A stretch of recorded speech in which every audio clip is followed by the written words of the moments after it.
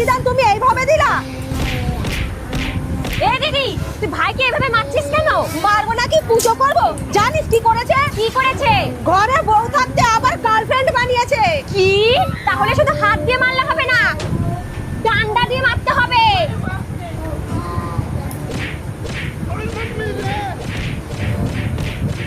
বৌমা, তোমরা দুজনে মিলে আমার সাদা সিধা ছেলেটাকে মারছো কেন? এই যে চলে এসেছে সাদা সিধার মা, অতি সাদা সিধা। বলি আপনার ছেলে যা করেছে না, সেটা শুনলে আপনিও মারবেন। আহারে, তা কি এমন করেছে শুনি? গার্লফ্রেন্ড বানিয়েছে, গার্লফ্রেন্ড। যাই করে থাকুক, তার জন্য এইভাবে মারবা? তাহলে কি করা উচিত আপনিই বলে দেন। আমি বিকেলবেলা পাড়া কয়েকজনকে নিয়ে মিটিং ডাকবো, ওখানে ঠিক হবে ওকে কি শাস্তি দেওয়া হবে। ঠিক আছে। দারুণ লাগলো ভিডিওটা।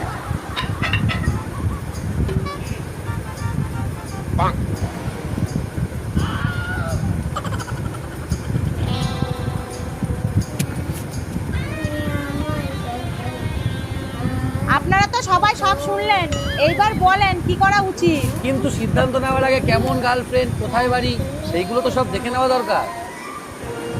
ঠিক আছে, আমি দেখাচ্ছি। কালকেই বানিয়েছে, এই দেখুন।